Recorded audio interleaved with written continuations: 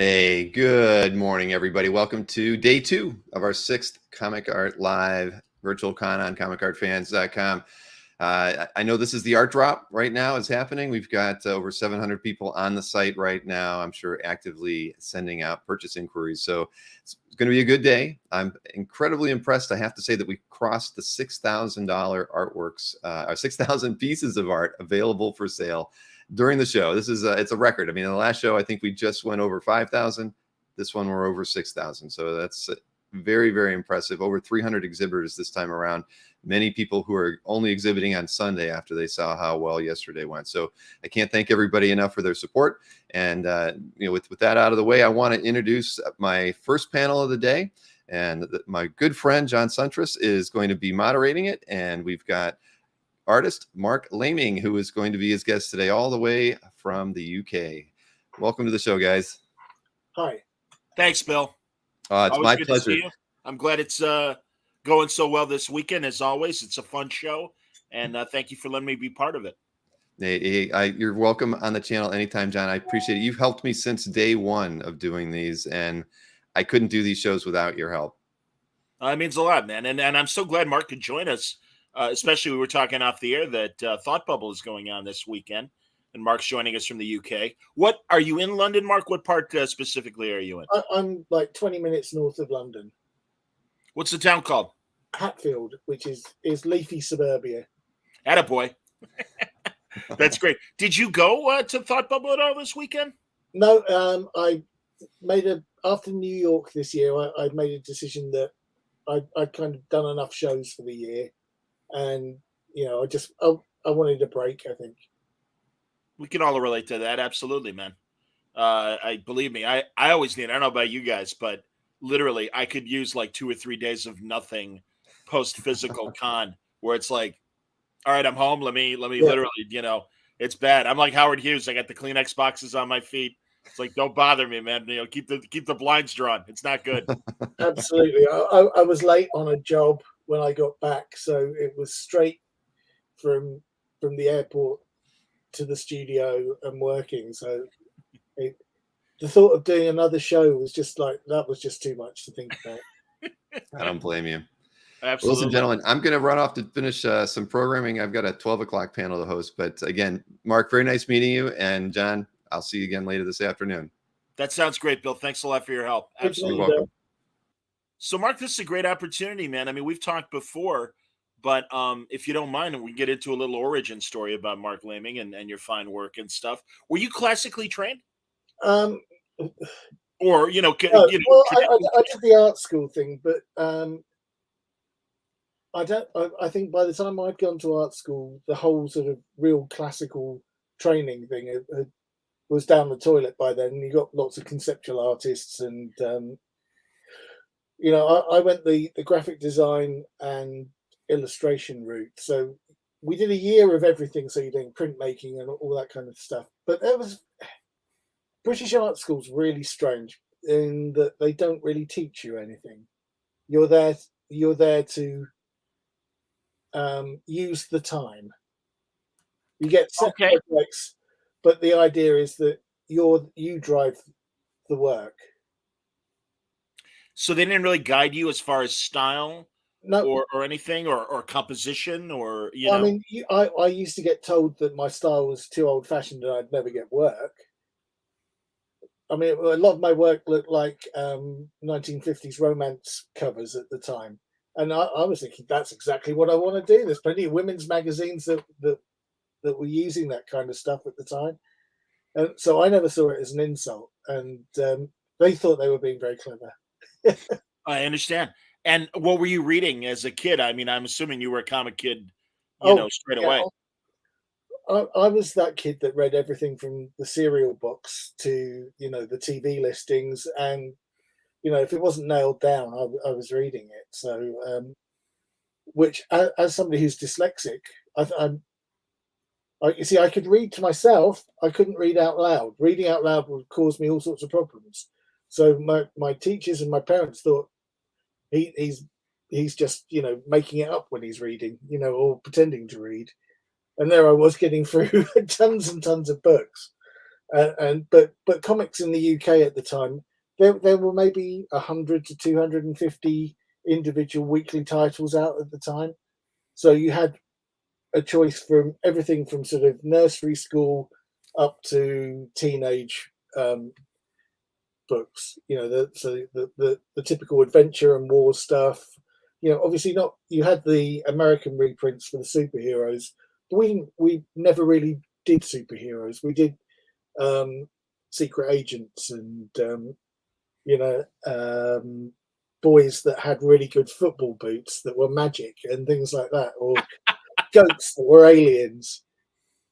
I've heard Alan Moore talk about the blind ballerina. Oh yeah, absolutely. There's lots of because I used to read my sister's comics as well, so I read as many girls' comics as I could at the same time. So there's lots of suffering girls in horrible private schools where they were locked in basements and being tortured by the upper sixth. Very strange stuff. But I'm a Mach 1 fan.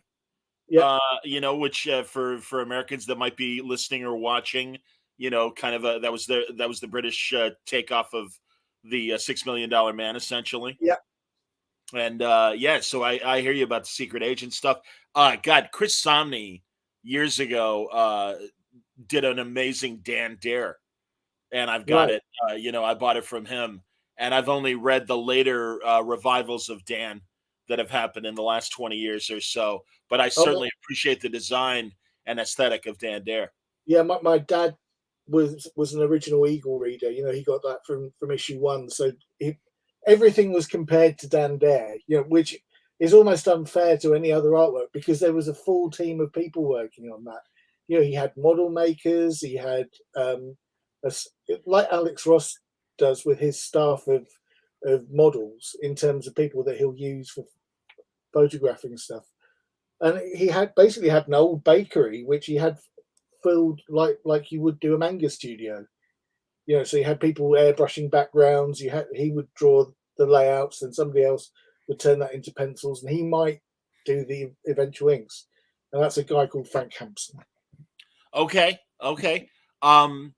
Were there artists that preceded you that you looked to in terms of inspiration and emulating their styles? Oh, loads of the 2000 AD artists. So you got people like Gary Leach, who did the original run on Miracle Man, Brian Bolland, Mike McMahon, good old Uncle Dave Gibbons. Oh yeah. Dave lives down the road, so I'm allowed to call him that. Uncle Dave, that's awesome, man. I think he'd punch me if I called him Uncle Dave. That's great. But all of those guys from 2000 AD were really inspiring. But even earlier, people like Frank Bellamy, who did the Thunderbirds and Captain Scarlet stuff, and things like UFO and the he didn't do the Barnet Woman. Who did that? That was same guy did John Burns, who did Modesty Blaze as well. Wow, that's great. Big Modesty Blaze fan. Funny you mentioned the Jerry Anderson TV shows, and also the fact that you kind of said that you were reading everything from cereals to cereal boxes to the TV listings, and the British TV Guide would have comics in it, and I saw that Jerry's son is republishing a lot of the Fireball XL. Anderson had their own comic called TV21, and it was tabloid-sized, absolutely beautiful artwork. Even the black and white stuff had washes on it, and that then span out to Lady Penelope as a comic, which was just as popular. These are just a bit before my time. It's the sort of thing that you get off older friends' brothers, I do know, absolutely. Well, like you said about reading your sister's girl comics, I had female cousins, and that it was Betty and Veronica mostly. That was their thing, and also surprisingly Mad Magazine, which was really great to get exposed to Mad at a young age. Oh, Lyle wants to know, did you like Bruce Cornwell's space captain Jim Stallworth. I don't know that. I'm drawing a blank, but that could just be age.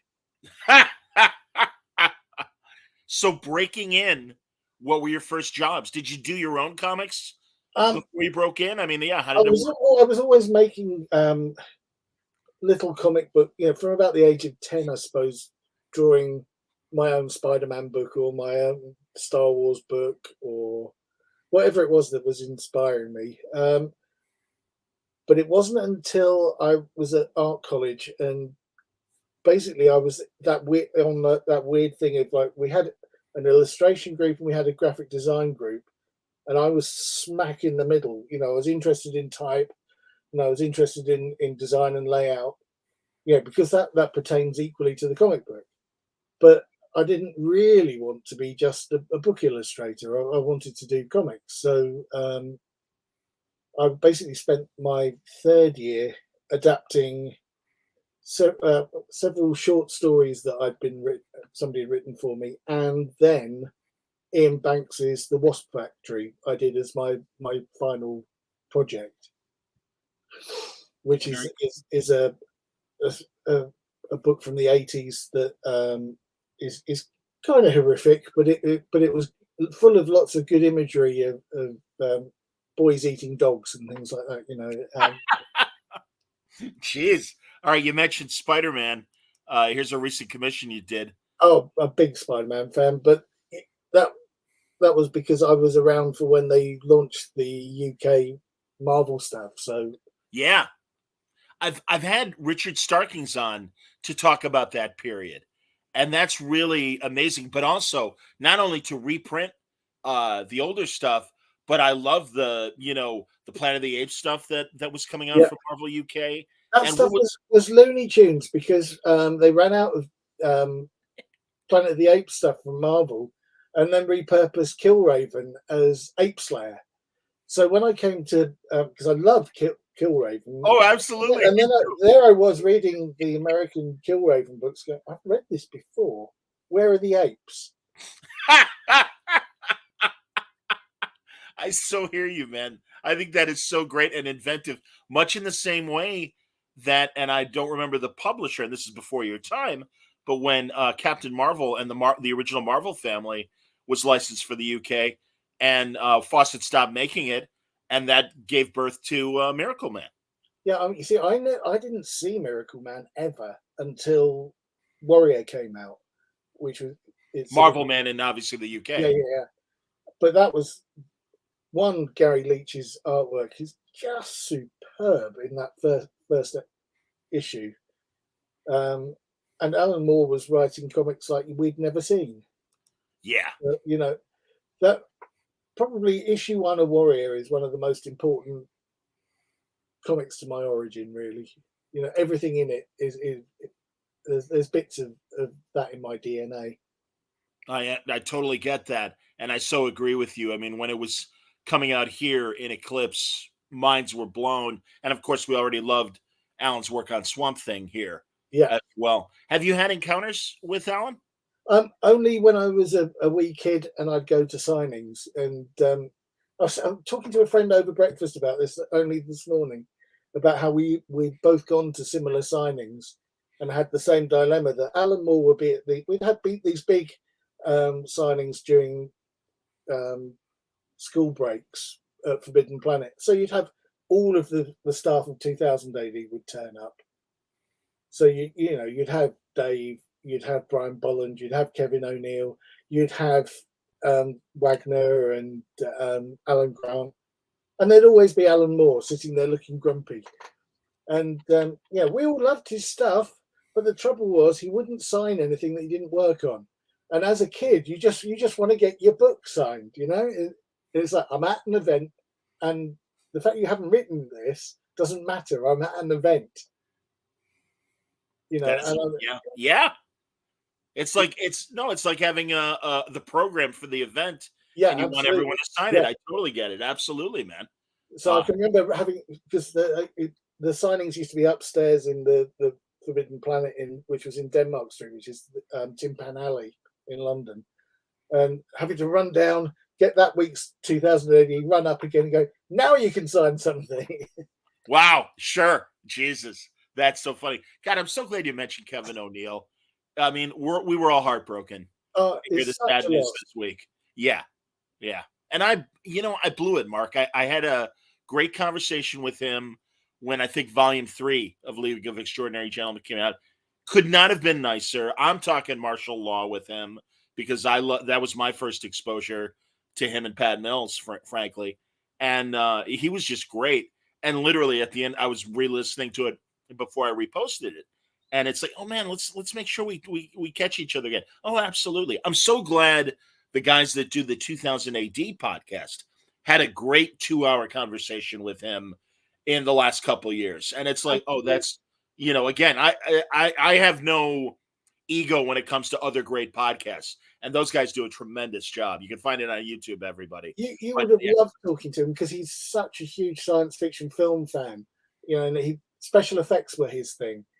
And he used to do a strip in 2000 AD called Dash Decent, which is obviously Flash Gordon. But it was Flash Gordon if you could see the strings on everything. So it was kind of pointing out where all the special effects were, and you'd have people sweeping up behind them when That's fantastic stuff. Yeah. Oh my God. Lyle tells us that Bruce Cornwell worked for Hampson Studios in the UK, and he passed in 2012. Right. And and Josh echoes our feelings that Kevin was such an amazing artist. Absolutely. Well, he really was. I mean, he also was the guy that gave us credits on British comics as well, because he was the art director on 2000 AD. And the reason we had those little credit cards on everything was that he slipped them in without telling people. Wow. Before that, no one knew who anybody was. Amazing to hear. And honestly, I don't even know if you're doing any 2000 AD stuff currently, what your feelings are, but was it tough back then? Because what were the other comic publishers that were contemporary with 20 AD? Well, in the 80s or whatever. Well, you got 2000 AD was one of many comics at IPC Publishing. So, they'd have like 100 comic titles maybe out a month. And then you had DC Thompson up in Scotland that did the Beano and the Dandy and Warlord and Beezer, which is more humor titles, but they also do the Commando comics as well, which people know, the Little Digest war Oh, comics. yeah. I've got several of those. Yeah. But when I was growing up in the 70s, there was a lot of, like in America, a lot of Spanish and Filipino artists being used. So I don't know if that was because there was a drought of artists that had gone, well, I'm going to go and do something grown up now, and go and do proper illustration, which happened in America as well at points, where people would just go, you know what, we have better money in advertising. There's only so long that you can stay working on stuff you love that doesn't love you back. Well, yeah, and as you said, the money was better in advertising. I just spoke to Drew Friedman, and God, I remembered hearing the same thing from Tony Millionaire a couple of years ago, that now the illustration jobs for magazines have certainly dried up, as in America the magazine rack has gotten smaller. It seems to me, in talking to people from the UK, though, that magazines are still doing pretty well. What is your experience? That's the thing. I mean, it does worry me that my local WH Smiths, which is like Walden News, sorry, is it Walgreens? Walgreens, isn't it? No, which is yeah. What? No, Hudson News. That's what I'm. Oh, sure, Hudson News. I know, certainly. Yeah. So, like Hudson, WH Smith is like Hudson News. It's the news agents and bookseller that you find in most big towns. But my local one doesn't even sell newspapers anymore. And I think that was COVID. People. Wow. You don't need a newspaper when you can watch rolling news all day. Oh yeah. Well, and read it digitally as well. It's funny you say Hudson News, because again, being a guy in his 50s, I could tell you in the in the 90s and even in the early 2000s, newsstands were very much still a big part of Chicago. I can literally only think of one in downtown Chicago by one of the big skyscrapers, the John Hancock building where I worked Right. for a couple of years in radio. Down Wow. the street from there was a Hudson News newsstand. And mostly it seemed to me that they were tourists, and not only American tourists, but foreign tourists as well. And they would gravitate to Hudson News. But that is such a great loss, man. I know Hudson newsstands, but also the record store Tower Yeah. was a great franchise nationally here. And I would go to Tower, and their magazine and newspaper section was so exciting. And it really was the internet of the day, because the London Times was right there with all the other papers and magazines internationally. It was amazing. You know, I'd go and visit family, and it was the place I could still get Melody Maker sounds and NME while I was, you know, so I didn't miss out on music stuff. I hear you, man. Yeah, No, so, yeah, it's a huge loss. I mean, I don't know. I think people still like physical things. I can see newspapers going away to a certain extent, but I think periodical magazines will stay. I certainly hope so. And friends of mine that used to make a Ring magazine, and actually Ring just announced that they were dropping their physical copies. But these guys created a quarterly magazine called Ringside Seat, and it's so beautiful, and it's great digitally and as a physical magazine. And they even do annuals of their best articles and stuff. So, that seems to me that I mean, we had the 80-page giants and the 100-page spectaculars in American comics, but it seemed when American comics finally got into annuals, they were taking a page from British and European comics. Oh yeah, definitely. That's the way. Well, especially at Christmas, all of the comic books would do their annual, and it was a big, I suppose, European-sized comic, hardbacked, and you'd have like a Spider-Man story and a Hulk story in the Marvel one, and maybe a Fantastic Four story. I mean, that was where I first saw the origin of the Fantastic Four, the origin of S.H.I.E.L.D., and the origin of Spider-Man was in an annual. That's great, man. And also, first of all, Josh Flanders has a couple of great comments. Again, he's in Chicago, and he said it's hard to find magazines these days. He has to go to Evanston, which is where Northwestern University is. And yes, they have an amazing, thankfully, newsstand. I used to live in an apartment right down the street from it in Evanston. And yeah, that was a great one. And Don agrees with us too. We all love the tangible feeling of possessing a story. Well, yeah, physical media in general, because you could lump in DVDs and stuff. I've completely left the digital platform for comics now that Comixology has gone over to Amazon. For whatever reason, I couldn't log back in, couldn't get my collection back in. It was like, do you know what? I'm not going to miss this. This is it's just hassle, and my comic shop will send me my comics, and I get a discount there, and they like me. Amazon obviously don't like me enough to keep me as a customer. No, man, we're all living in the village, to give you the prisoner analogy. Oh yeah, absolutely. We're just another number. Absolutely, man. No, there's no love between Amazon and the individual. I hear you, man. I can remember when Amazon first started, and they'd send you Christmas presents if you were a good customer. I didn't know that. That's wild. Wow. Yeah, I've got like Amazon Jenga and things like that I was sent because I was a voracious reader. Times have changed, man. What are you going to do? Oh, it's like when you used to work for a comic book company, they'd send you Christmas presents. That hasn't happened for a good long time. Wow. Now, again, I want to show some images of your work recently. Well, you've got. I'm assuming this is a book in progress that you're doing with Chris Sabella. Yes, that's pages from a book I'm doing for Humanoids called Provision. Well, I'm going to say provisionally because these things always change. Called Eden at the moment, which is a pretty hard sci-fi story. There's another great image right here. Thank you. Yeah, absolutely. Will it be color or will it be black and Oh white? yeah, it's been coloured by Lee Lowridge, so we've got Oh, that's great. somebody shit hot on it, you know.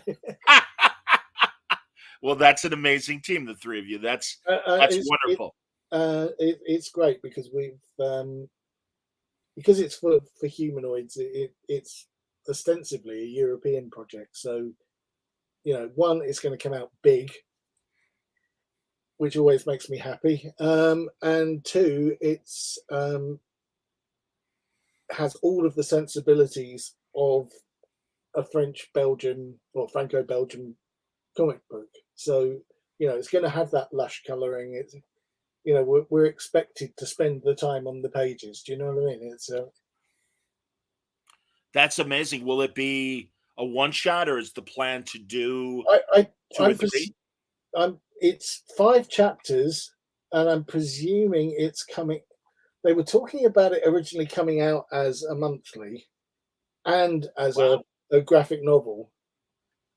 So, but I don't know. Humanoids change a lot of their plans as they go. I mean, it depends what is selling best for them, and I would presume that's probably physical books rather than floppies at the moment. Certainly.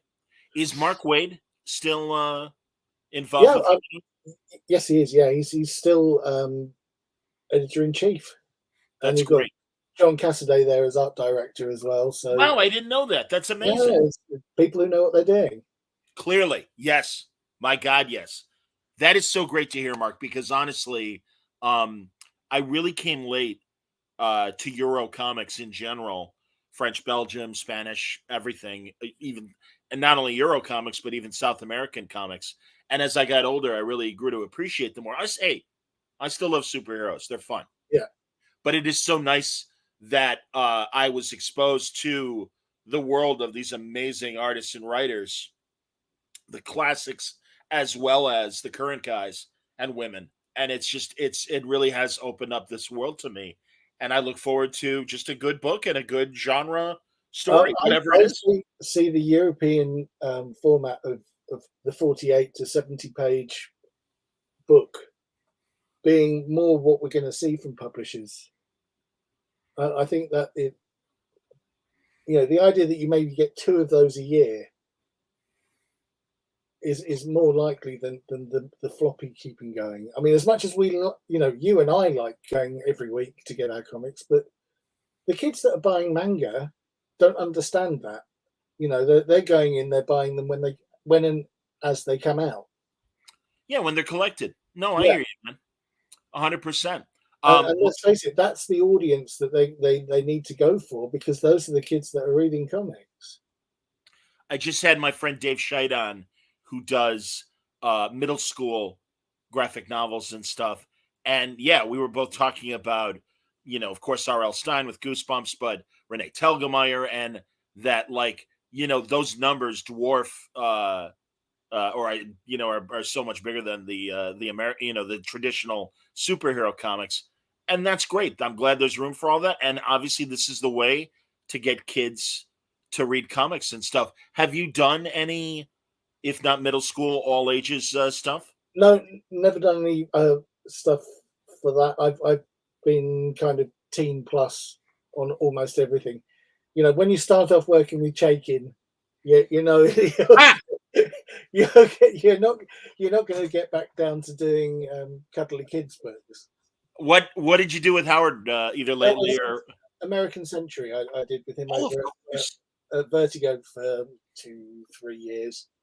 Oh, Mark, truly one of my favorite books, and I've talked to Howard about that. How much I loved it. I am fascinated by that post World War II Cold War period and especially a lot of the dirty tricks and dirty dealings. Oh, That I learned so much from doing that book. oh yeah, It was you'd get the cliff notes from Howard, and they'd be like, right, I need to go and read on that. so true, man. Absolutely. God, if I had your skill, that is exactly the kind of genre stuff I would be drawing. Would be that period, because honestly, just incredible. Just the stuff that the CIA was doing in South America, for example. Absolutely. It just, I had no idea about US fruit and all of that kind of stuff. right, United Fruit, indeed. Yeah, and until we did a story in Guatemala and all that kind of stuff, and there was tons of, when we did the Hollywood arc, tons of stuff I didn't know. And then he taught me all about NASCAR Ah, and bootlegging. So it was sure. That it is was, it was an education. well, and I would say conversely, Garth Ennis taught me about the European and certainly the British perspective on Worlds War One and Two. Right. And in fact, for Veterans Day, I republished my first conversation with Garth that had nothing to do with the boys or his past superhero work. And a great American publisher called Dead Reckoning has been republishing a lot of his tankies and stories like that. And of course, I loved the war stories collections that he did in the early 2000s. And yeah, man, I mean, the guy is much like Chaikin, such a student of history. Yeah, absolutely. And I love that Garth is really fascinated by this period, and he documents it quite well. Yeah, and nobody's done better Nick Fury stories than he has. Agreed. Equally, his Punisher at War stuff was really good. Again, he gets in the heads of these soldiers and really tells you a very human story, along with the bombing and the tragedy that surrounds it. Lyle wants to make sure that Eden will be available here in the yeah, absolutely. It's a dual publication. So yeah, guys, once again, here's a couple images from Eden to look forward to without spoiling anything. And of course, I could share some of the spaceship shots because they're quite spectacular. That's great, man. You kill it up every time. Now, was this? And forgive me because I know my Star Trek better than my Star Wars. Is this is this the one from Rogue One? That's right. Yeah, that was just a sketch I did at where was that one? That was the show in just outside Seattle, SummerCon it was called. Well, that's great, man. Oh, I'm glad you were over here. Dude, you got to come. I mean, and I know it's been forever. And actually, I can't even remember. Maybe I mostly saw you in New York. Have you ever been to Chicago? Yeah. I've done. We've spoken twice at C2E2. Okay, and you'll forgive me for not. Yeah. I mean, I know we've been face to face, but yeah, sometimes the city will escape me. So that's great. Well, I love C2E2. It's just a question of getting invited to that show. It's like New York. You're never going to get an invite and get comped for that one. So you have to kind of go, right. It's it's on me and it's worthwhile doing. I hear you, man. Because just before COVID hit, I got representation with Comic Sketch Art, so they do my show bookings now, which is great because it means that it's not costing me so much, and also having somebody there to do the taking of the money and all of that kind of stuff, and bring your books and everything with them just takes such a big hassle out of doing shows. I know traveling with buddies like Art and Franco and Tim Seeley and Mike Norton and stuff. No, I see the giant suitcase that's just filled with trades and original art and things like that. And so Comic Sketch Art, are there pages available from you, or are you working purely digital? I'm working purely digital, but you can commission me through them there, and I haven't got them put up on the website yet. But my new art book that I had done just before, have I got a copy of that around? Oh, good. Yeah. We can zoom in and look at it. Yeah, so this is a collection of wow. And that was a print I did for that show in Washington State. But this is it's 40 odd pages of big. Look at that stuff. Oh my God! See, this is great, Mark. Well done. Good. But this is going, like I say, this is going to be on the website. Comic Sketch Art available to get in the US. Marvelous. Oh God, look at that. Oh man. So good. Well, dude, and then please, yeah, show more. But another excuse for us to talk sooner than later on Word Balloon. So yeah, and again, yeah, feel free if you got more to show. But my book after Eden is a book called You Are Here. I don't know how in focus. Is that okay. all right, John? Yeah. Yeah, that's a book I'm doing with Nate Cosby, and again we've got a French publisher lined up, but we're not sure if we're going to kickstart or how we're going to publish that one yet. But is that a slice of life kind of history book? I mean, what no, it's a spy book. Oh, wonderful! It's a spy book with dating. With dating, Yeah, dating and dogs. Dating and dogs. Yeah, fantastic. So it's a spy with a terrible, terrible love life, and who happens to be the only person who can use this one piece of technology that the CIA have developed. And there's a bit of quantum leapy type stuff in it, but it's not time travel. But it's a fun adventure book. Sounds great, man. But like I say, lots of bad dates in it. See, and again, I always bug you because we're around the same age, and I'm always fascinated by your media inspirations and what I was watching. And certainly, I can't help but gush about Jerry Anderson shows and The Prisoner and The Avengers, British Avengers, Steve and Mrs. Peel. And of course, before that, Kathy, darn it, you'll fill in the blank for me. Honor Blackman. Yeah. And that was God, because Kathy Gale was after that, and it was. Right. Or no, Kathy Gale was Honor Blackman. Tara King was after. Yes. Yeah. How did I get that the wrong way around? And honestly, Mark, I love watching pre-video British television and like early Avengers with Honor Blackman, Kathy Gale, and even the other character. And there's very few existing kinescopes or film of the original male. So much of that was actually shot live. Exactly. So it was like them putting on a play. And it's fascinating. I mean, you might know that because you were fast asleep or perhaps just waking up when we were doing it. But Gabe Hardman and I and Ian Brill were doing a whole thing about kinescope where we were looking at early American television from the 40s and 50s pre-videotape.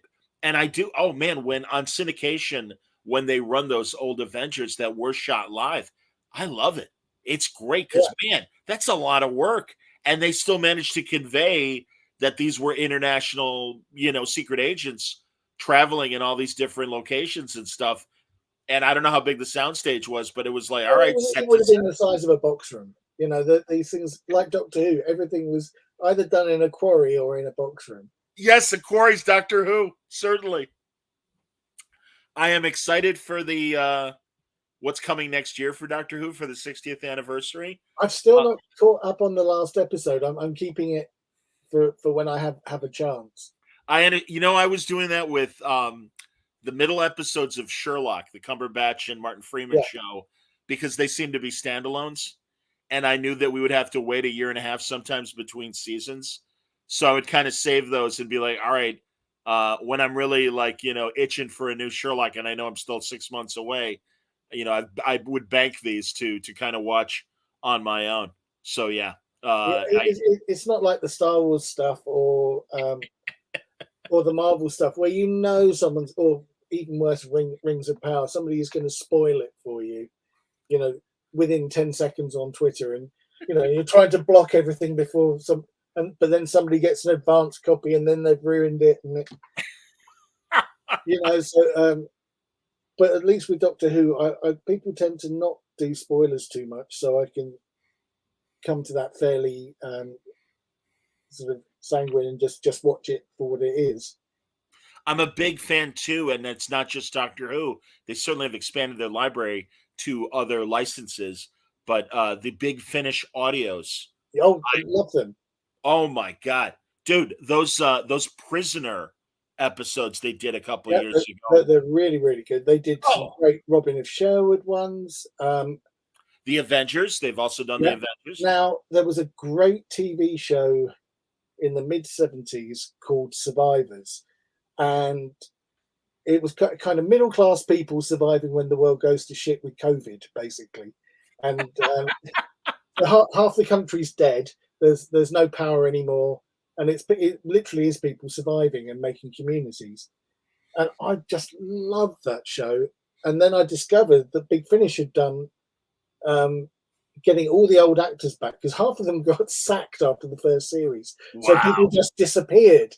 So you actually have some continuity back with the original writers as well, which is great. And it's people like Terrence Dicks writing that, who did Doctor Who. But that's great stuff. Yeah, and again, no, Terrence Dicks, an amazing sci-fi writer that did so much British television. Yeah, man, I'm telling you, a real education watching that. Space 1999, UFO. Yeah. I mean, just so many great shows. And also, so how many episodes did they make of Survivor, or how many seasons? Well, it was 1, 2, 3. I think 4 seasons, and it does as a story complete. But it was one of those things where that, because they would have these things where people would just disappear and they go, oh, they've gone off somewhere to go and see another community. And that what they filled in with the Big Finish stuff is all that stuff. Very cool. HR, I'm trying to decipher his comment here. TGOHO, folks. I don't know. Well, I'm old.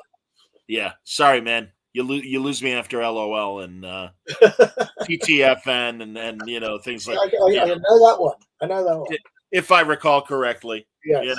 So yeah. But HR, I'm glad you're watching, and I hope you're enjoying it.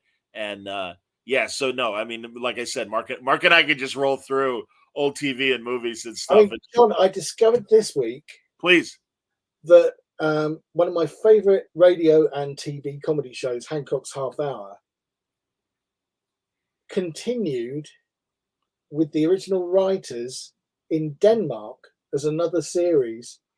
And that it went on until the 2000s. And this is something that was a 1950s thing that finished early 60s in the UK. And I watched a couple of them with subtitles, and it's just as good. And absolutely fantastic stuff. So they're old episodes that they're replaying, or? Oh, well, I just found them on YouTube. So that the UK one was like 6 radio series, and then I think there was a series of 3 series on BBC. Then it moved on to ITV, which is the non-paid for network. Well, the one, right. It's our commercial network. Yes, that's where the Muppets and The Prisoner, among other shows, and Space 1999. I think Thunderbirds, Captain Scarlet, Thunderbirds, absolutely. Yeah. Oh, Captain Scarlet, sure. So there was that stuff, and there was a movie, and like I said, the people who wrote it were guys called Galton and Simpson, and they used all of those scripts in Denmark, and then the show was so popular that they had to keep on writing up into the early 2000s, where they introduced new characters, and his mother comes to live with him, and this is just like a grumpy actor is basically he's a grumpy out of work actor, and do you know the British comedian actor Sid James? I do. In the Carry On films. Absolutely, yes, indeed. I know Sid James. Him and Kenneth Williams were yes supporting actors in the Hancock stuff. So if you can imagine how good Hancock must be if those two are support. That's great. I just literally, Mark, caught, this is why I love YouTube. We will get a lot of documentaries that run on the regular BBC or ITV. They'll pop them up on YouTube. And I literally saw this great 2-hour Kenneth Williams retrospective. And what an amazing actor. What a great storyteller. Absolutely. And really, as thank God, society normalizes and becomes more accepting, a gentleman like Mr. Williams, who was a gay gentleman, can even be more appreciated, and hopefully younger generations will find him to be the comedy icon he was even before people knew that he was a gay gentleman. Absolutely. I mean, he's just a brilliant talent. we were so lucky that he kept a diary, because Yes. he got so much of that stuff, and you really hear his character in it as well. I mean, I don't think he had a particularly happy life, but he was wonderful. Again, I had no idea the levels of illegality that the gay lifestyle had to Oh. suffer through in the UK compared to even here. I mean, certainly it was bad here too, but it does seem like it was much worse in the UK. Oh, it was kind of well, it was illegal. Yeah. The sex act itself was illegal, and the assumption was that if you were caught with another man, possibly about to do something, you would be arrested and you could face prison for that. The amount of men that went to prison just for being who they are. Yeah. Well, again, thankfully things have changed and Well, and to get better. thankfully, with it being legal now and, Oh my and God. has been for years, there's less unsafe behaviour going on, because Yeah. I mean, it always made me, because it was still not, everything was frowned upon when I was a kid, and you'd hear about people going out queer bashing all the time. You just don't hear that as much now. I'm sure it still happens, but you don't. It's just not something that people will talk about in polite company. And thankfully, people stand up to that kind of behavior. Yeah. Along with the gay community, and are like, no, not cool. Yeah, And really, like, God, we had the incident that I love, that the Stonewall incident, where a bar in New York, and this was the inspiration for the gay pride parades, for people who don't know. And in fact, I really schooled my older cousin, and I'm like, yeah, there was just a gay bar in New York, and the vice cops busted in, and nobody was doing it. Everyone's just drinking and hanging out. And it's like, you're all under arrest. And it's like, for what? And it's like, well, your lifestyle. And they went to court, and this is like 1969 in New York. And the New York judge is like, so what were they doing? Well, Your Honor, their lifestyle. And it's like, case dismissed. And it's like, yay. That's why they hold the gay pride parades in June and everything, to celebrate that moment. And it's like, again, things need to continue to get better, but we've come a long way, and thankfully that was one of the first big steps. Goodness me, they have. I mean, in the same way that certainly up until before Brexit, being openly racist in the UK was not seen as cool anymore. No. When growing up in the 70s, nobody thought anything of just being, what was known as just casual racism. Yeah. No, I agree, man. I was always that kid that couldn't see any different, so it was kind of, it's like, what are you, talking about? Well, truly, man. I mean, again, you and I grew up in that same generation, where I do think our elders were teaching us, hey, everybody's cool, and appreciate the diversity and everything. So I want to mention, Lionel mentioned some other great British comedians, John Inman, of course, Frank Thornton, Nicholas Smith, Trevor Bannister, which is cool. And Josh thanks us for the heads up on Big Finish, and he's a big Prisoner fan. You will not be disappointed, Josh. These are incredible. Really. And there's the adaptation of the DC graphic novel as well, isn't there? Oh my God! Yes, with Dean Motter. Yeah, the Mr. X creator and everything. Oh yeah. Oh my God, what a great continuation! And in fact, I even heard an amateur audio drama adapting Dean's story. No, there's Marc a proper, as well wrote that. There is a proper one with expensive effects and everything. Wow, it's very good. I mean, isn't it interesting though, Mark, that I appreciated the Jim Caviezel attempt with Ian McKellen to reboot The Prisoner about 15 years ago, but I don't know, man. It's hard. As our society becomes more like The Village, I mean, good Lord, you guys suffer even more. You guys had, the kind of surveillance cameras and stuff. In fact, that's what David Lloyd and Alan Moore were fighting against with V for Vendetta. Yeah, absolutely. We've got them everywhere. But yeah, I mean, and that's why, like, it's like, the prisoner. It's like, yeah, what's the point of this? It's like we're all in the village anyway. Yeah, I felt similarly about Westworld. It was like it looks very pretty, but it was all done in the movie. Yes, You're not really giving me much more. But yeah, the prisoner's really difficult. I think you have to set it in the 60s to make it work. I agree. You know, Matt Wagner and I have had that conversation, and Matt always says, even applying it to Zorro and even Batman, and he's like, this stuff really does work best if you keep it in the era in which it was inspired. And certainly Zorro, you put him on a motorcycle, and it's almost yeah. ridiculous. I mean, the Fantastic Four movie coming up, I'm sure it's going to be great, but that should be a 60s movie. I so agree. And it should just be a forgotten bit of history. Well, and yes, or at the very least, have them have the first act of the movie take place in the Cold War. Maybe they disappear in the negative zone and then suddenly are brought out in the same Captain America sort of way of now they're in modern day. Like they did with Ant-Man as well. You have all the stuff that Douglas is supposed to have done.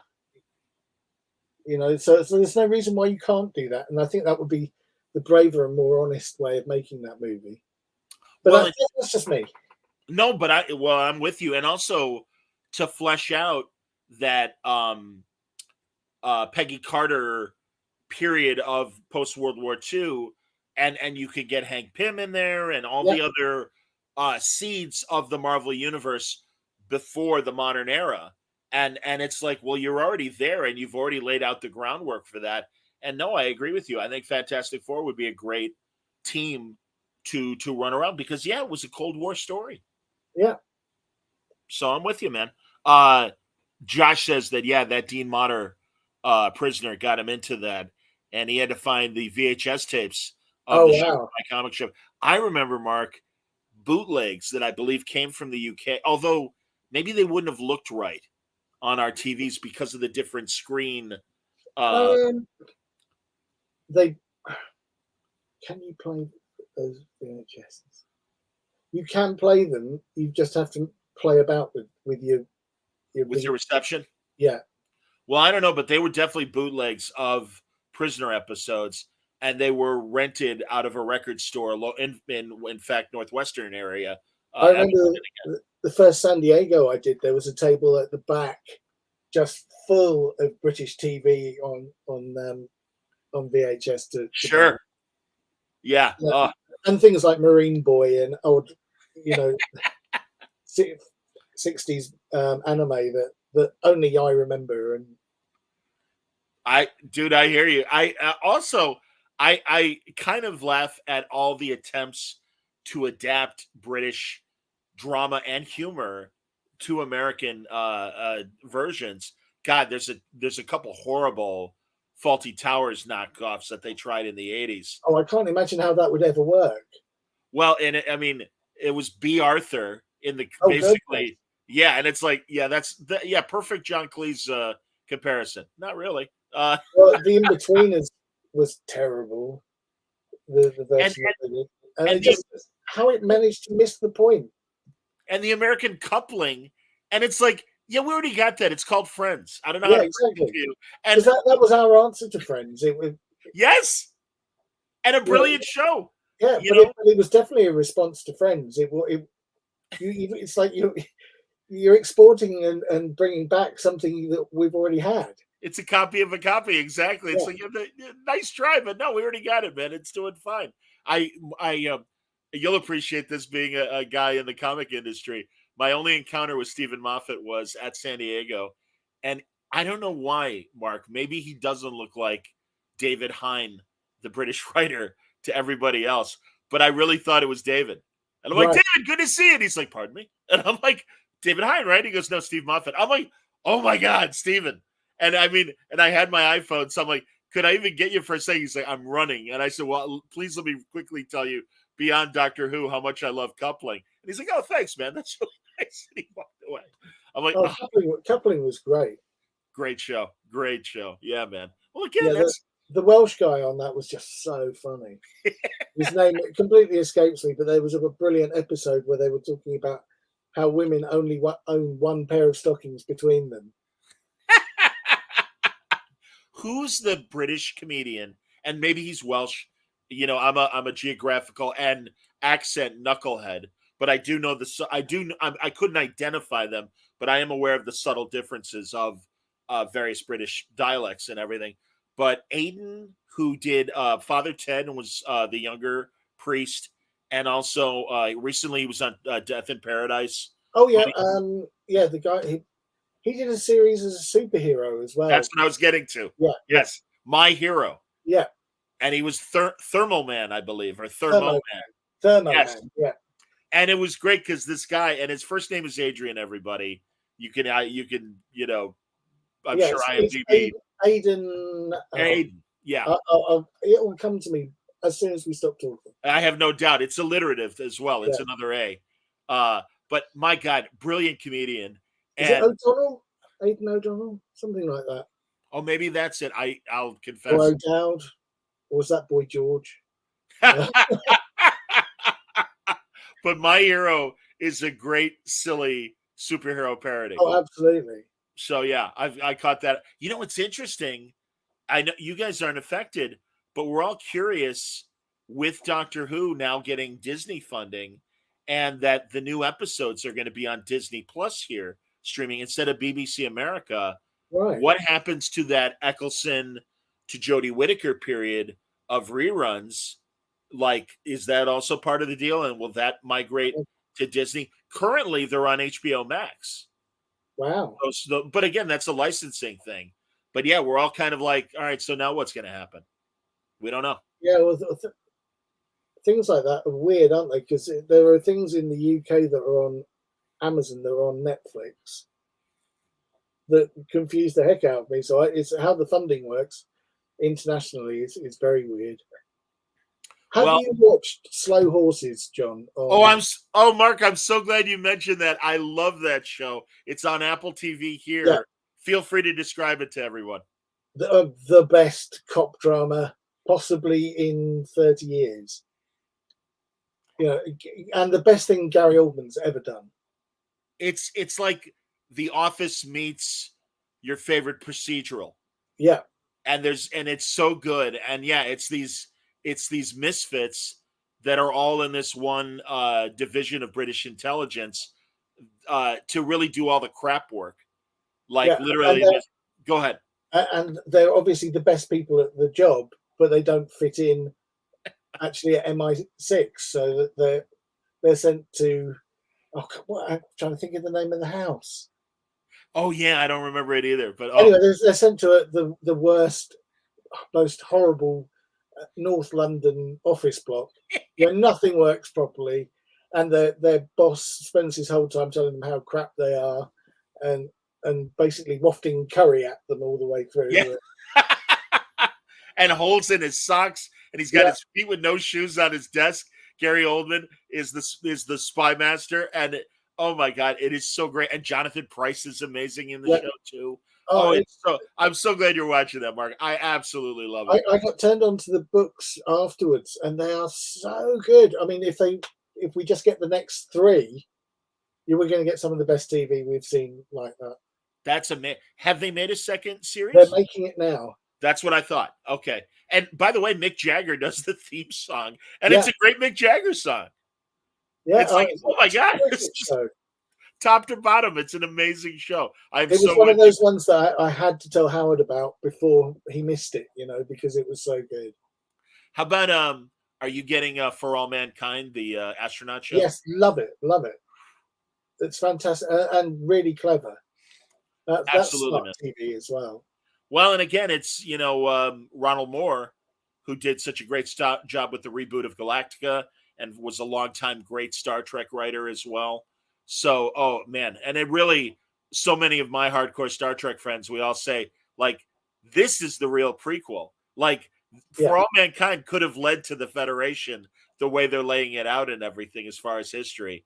And I love the rewriting of history because it's just close enough, as an alternative history without it being it's ridiculous.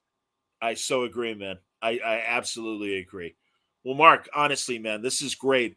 What is the best way for people to commission you for comicsketchart.com, and if you go to my Twitter account, which is monkey__Mark, and that's Mark with a C rather than a K, all the details are in my pinned tweet about how to commission me. So and although my list probably isn't going to be open again until the new year, because I've got stuff I owe, and Sure. it would be unfair to those people who have been very patient with me. I understand, man. Well, again, follow Mark at monkey_Mark at Twitter. Facebook page at all, Mark, or no? Yep. There's also marklaming.com, which I always forget. I don't update it very often, but all my social media details are on there.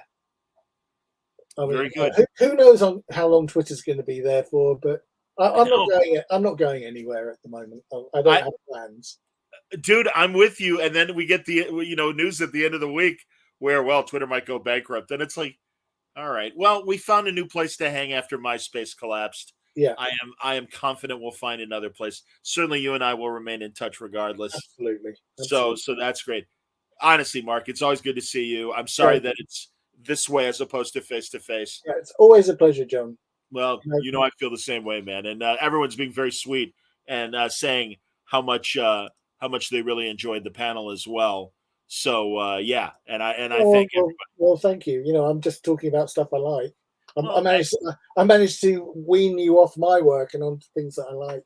Yeah, but that's the nature of Word Balloon. I hope people who are coming to this for Bill's stuff will find more at wordballoon.com and my YouTube channel, Word Balloon, and also my audio, which is available anywhere where you can find podcasts, because this is what we do. We talk about the work, and then we talk about the stuff that inspires us and the stuff we love. And it's just a lovely conversation. So, this is why I knew it'd be fun, man. And I was so glad you were available to do this. So it's always a pleasure, John. It really is. Thank you, man. Thank you, everybody, for watching. Great panels all day here at Comic Art Fans Convention. And I'll be back at, I got to do the math. It's 5 p.m. Eastern, 4 p.m. Central. And I'll be talking to Franco Aureliani of Art and Franco, Tiny Titans fame. Franco just dropped a fantastic anthology of dead man stories that are great for all ages, and 15 different artists doing these incredible stories. And Boston Brand is essentially our Rod Serling, kind of the wraparound host for all these great stories. So check out that conversation and more coming up later this afternoon. Hang on, Mark. We'll say goodbye to each other. But thanks for watching, everybody.